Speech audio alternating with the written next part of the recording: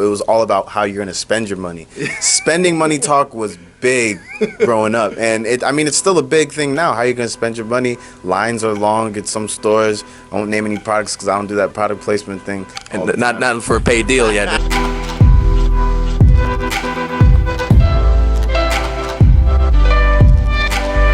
What's up, everybody? Jason Ferbert here, AXIO, a little behind the scenes footage with Jamiris, as well as Leroy from HBCU Wallstreet.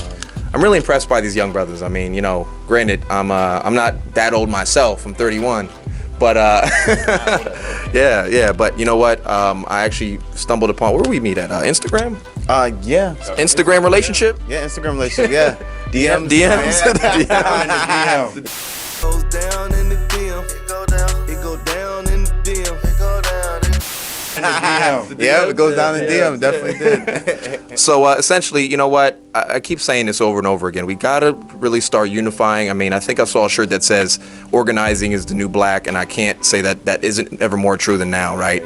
Met these young brothers. They're certainly down with the Black Transfer Challenge, and I think it's kind of transforming into the Bank Black Challenge, you know what I mean? Kind of more generalized. But I really wanted to get a take on how these brothers have been operating, their passions, how they came about doing this as well, because we have a very similar focus, right? HBCU Wallstreet, axioGO. You can see these organizations developing in the similar pattern, right? And all in critical path of banking black, what it is to really look at economic empowerment. So, Leroy, give me a little background on yourself, man, and how you came about this whole Black Transfer Challenge. All right, yeah, my name is Leroy Moncra, and I graduated from Virginia State University. Shouts to Virginia State.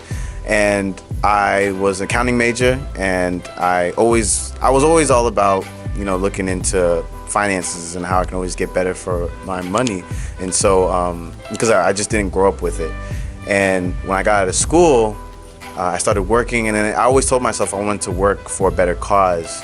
So I just saw around me, the people I was around, they didn't understand finances either. They weren't looking at finances like I was looking at finances. Then I looked even deeper at the black community, and I just saw that the black community wasn't understanding finances. As I was learning them, they weren't understanding the foundational things that I've learned. So that's why I got into finances, and then, got in touch with Jamiris and HBCU Wallstreet in Torrance also, and then they said they needed someone to do a podcast, and I was like, this is pretty much what I've been looking for. So started the HBCU Wallstreet podcast 2016 February, and dropped the first episode in March, and then every week we've just been dropping productions and videos and audios, podcasts, and really just pushing the Black Transfer, because it's just important. How about yourself, man? Hey, what's going on? Again, Jamiris Payton, co-founder of HBCU Wallstreet. So for me, I'm from North Carolina. I went to North Carolina A&T State University. So that's kind of my blood, as well as entrepreneurship. So I've been around entrepreneurship since I was a kid. One of the things that I noticed as after I graduated, that HBCUs are, and I guess schools in general, but a lot of things that you see is get a job or get a degree, go get a job, but no one was really talking about get a degree and create jobs, create opportunities for others. So we saw that as a big gap, and over a year and a half ago, this is when we actually launched the company, to launch the page, and it's been a super successful since. And we've gone into the Black Transfer Challenge, which was one of our initial campaigns that we launched on the page. Which what we've been talking a lot about banks, and things I'll talk to you obviously about is looking to do something bigger than just banks. So this is just the first part of it. Also, we launched a podcast like Leroy talked about. So what we're trying to do is be advocates and promote literacy, whether it's entrepreneurship, if that's financial literacy, or just economics, group economics as a whole. So we love HBCUs, but we're even more in love with the black community. So really, we're trying to be the voice for our community. Yeah. No, great commentary. And the one thing that I've happened to find is that, I don't know if it's just timing or something, but I feel like we're on the wave right now. Right. You know what I mean? I feel like it's the wave. I mean, seriously, I think Troy can attest to this. I mean, we started talking about this maybe about 2 years ago. And we felt like maybe we were on an island. We were just kind of like, hey, let's invest in some black bank. This might be an economic topic that's important to us. But then we started seeing like Black Transfer Challenge hashtags, supporting black business, Killer Mike, Jermaine Dupri, Usher, all these guys in Atlanta, like, supporting black businesses.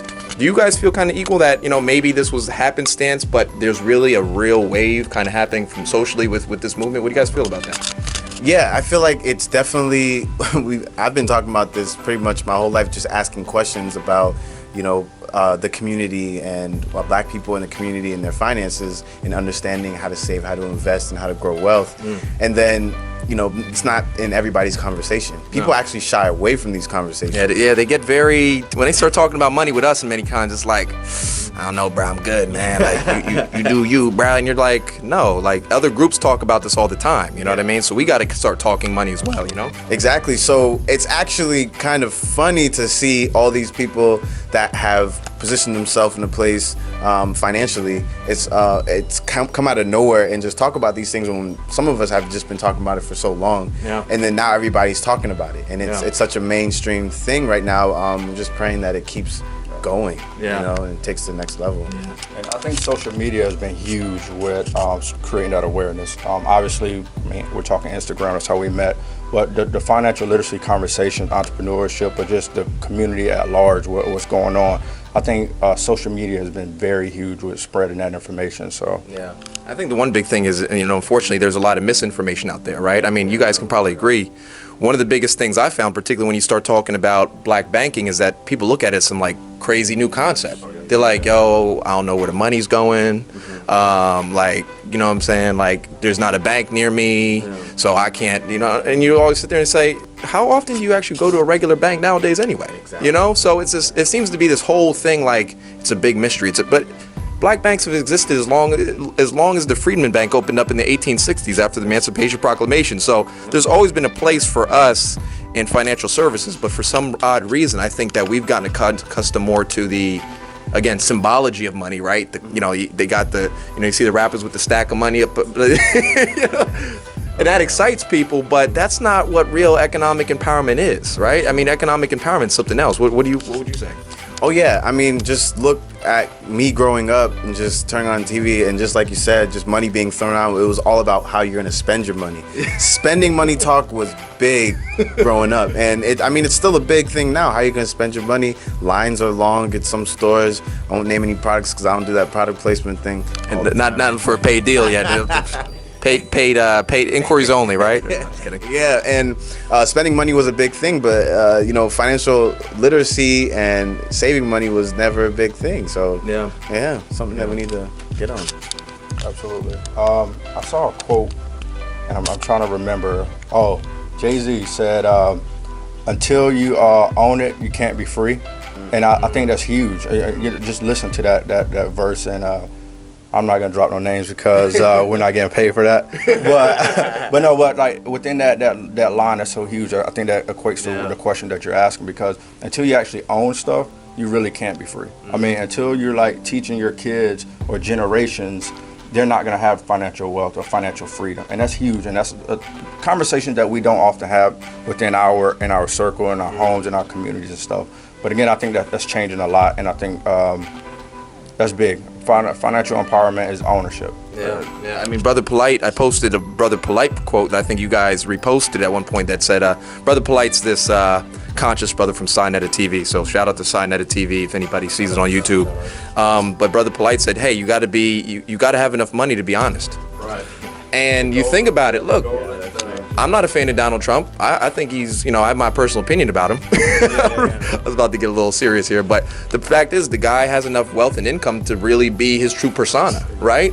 And I think as us in particular, we sometimes coddle behind this image that we don't want to be just because we are beholden to somebody else controlling the resources, right? We want to get to a point where we can call the shots, we control those resources. So I think it's critical. So so that was it, just a little bit behind the scenes commentary. We had a great podcast today with City National Bank. Shout out to Talia Young of City National Bank, which will be posting that content soon. And where can we find you guys? I mean, you guys are proliferating throughout social media, like you guys are viral anyway, but just in case they haven't heard of you, where can they find you? At HBCU Wallstreet on Instagram, www.hbcuwallstreet.com. YouTube, HBCU Wallstreet, Facebook.com/HBCU Wallstreet. And then also Slack.